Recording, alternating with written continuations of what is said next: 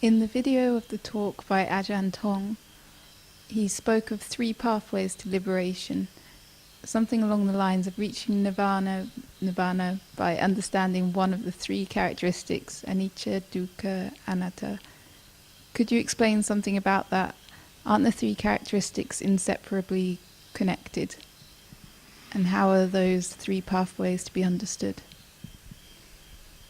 Yeah, well, I mean, I only have the texts to go by, so I can tell you what the texts say, and that's what they say, that one of 3 pathways.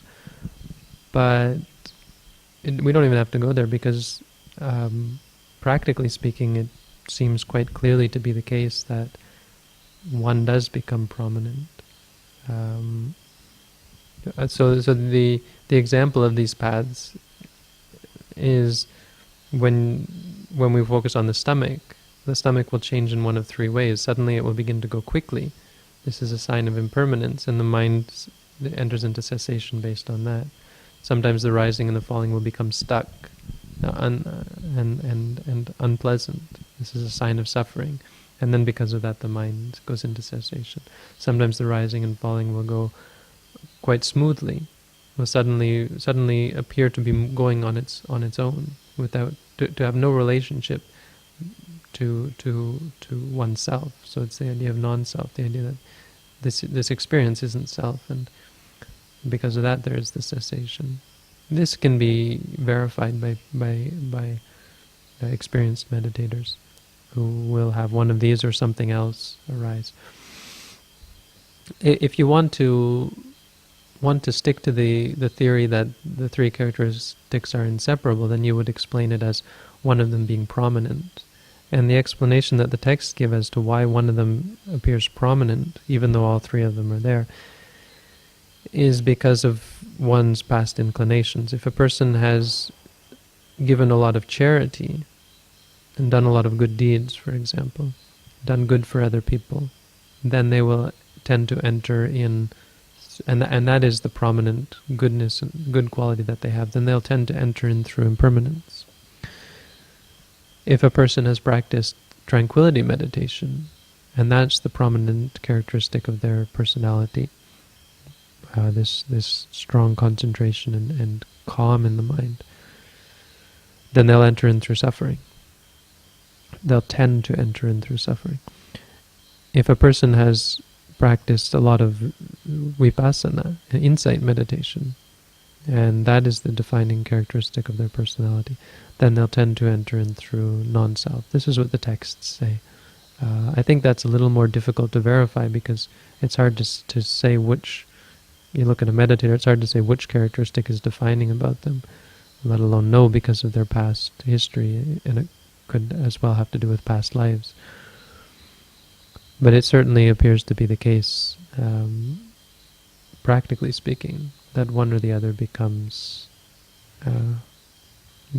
evident, more clear. And I don't know that there is any teaching of the Buddha that states that they're all seen at the same time.